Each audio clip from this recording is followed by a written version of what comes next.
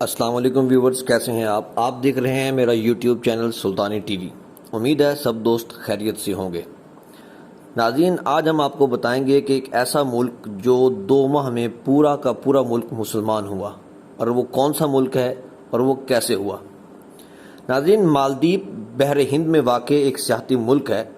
یہ ملک 1192 چھوٹے چھوٹے جزیروں پر مشتمل ہے، جن میں سے صرف 200 جزیروں پر انسانی آبادی پائی جاتی ہے، باقی تمام علاقہ غیر آباد ہے۔ مالدیپ کی 100% آبادی مسلمان ہے، اور یہاں کی شہریت لینے کے لیے مسلمان ہونا ضروری ہے۔ عجیب بات یہ ہے کہ مالدیپ بدھ مت کے پیروکاروں کا ملک تھا، اور صرف 2 ماہ کے اندر اس ملک کا بادشاہ، عوام، عام اور خاص سب دائرہ اسلام میں داخل ہوئے۔ مگر یہ معجزہ کب اور کیسے ہوا؟ ناظرین، یہ واقعہ مشہور سیاح ابن بطوطہ نے مالدیپ کی سیاحت کے بعد اپنی کتاب میں لکھا ہے، اور ابن بطوطہ ایک عرصے تک مالدیپ میں بطور قاضی بھی کام کرتے رہے ہیں۔ وہ اپنی کتاب تحفۃ النظار فی غرائب الامصار و عجائب الامصار میں لکھتے ہیں کہ مالدیپ کے لوگ بدھ مت کے پیروکار تھے، اور حد درجہ توہم پرست بھی۔ اس بدعقیدگی کے باعث ان پر ایک عفریت جن مسلط تھا۔ وہ ہر مہینے کی آخری تاریخ کو روشنیوں اور شمعوں کے جلووں میں سمندر کی طرف سے نمودار ہوتا تھا، اور لوگ سمندر کے کنارے بنے بت خانہ میں ایک دوشیزہ کو بناؤ سنگھار کر کے بٹھا دیتے تھے، اور پھر وہ عفریت جن رات اس بت خانے میں گزارتا، اور صبح وہ لڑکی مردہ پائی جاتی، اور لوگ اس کی لاش کو جلا دیتے۔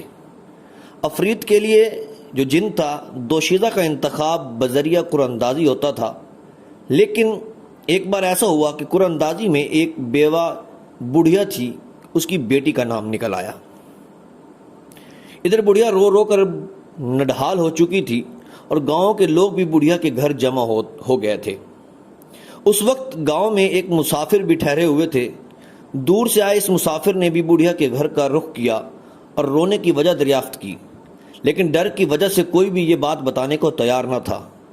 اس مسافر کے استفسار پر اسے سب کچھ بتایا گیا کہ عفریت جن کے مظالم کتنے بڑھ گئے ہیں، اور ہر ماہ ایک دوشیزہ کی قربانی دینا پڑتی ہے۔ مسافر نے بڑھیا کو دلاسا دیا اور عجیب خواہش کا اظہار کیا کہ آج رات آپ کی بیٹی کی جگہ بت خانے میں مجھے بٹھایا جائے۔ پہلے تو وہ لوگ خوف کے مارے نہ مانے کہ کہیں عفریت جن غصہ میں نہ آ جائے اور اس کا انجام برا نہ ہو، لیکن مرتے کیا نہ کرتے۔ گاؤں کے لوگ اس مسافر کے استفسار پر راضی ہو گئے۔ مسافر نے وضو کیا اور بت خانے میں داخل ہو کر قرآن مجید کی تلاوت شروع کر دی۔ عفریت جن آیا اور قرآن کی تلاوت سن کر اور بزرگ کو رب کے حضور عبادت کرتا دیکھ کر وہاں سے کبھی واپس نہ آنے کے لیے ہمیشہ سے چلا گیا۔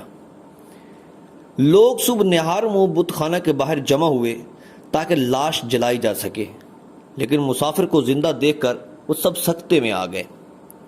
ناظرین، یہ مسافر مشہور مسلم دائی، مبلغ اور سیاح ابو البرکات بربری تھے۔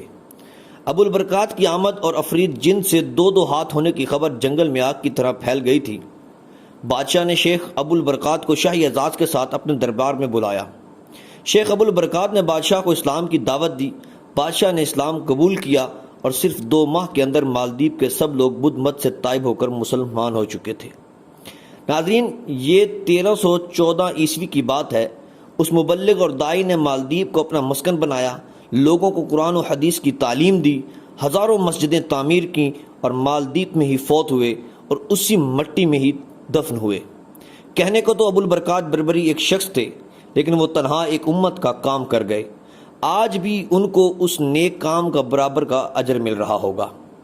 امید ہے آپ کو آج کی ویڈیو اچھی لگی ہوگی۔ مزید اچھی ویڈیوز دیکھنے کے لیے آپ ہمارے پیج کو لائک اور سبسکرائب کر دیں، تاکہ ہماری آنے والی ہر ویڈیو آپ تک بر وقت پہنچ سکے۔ شکریہ۔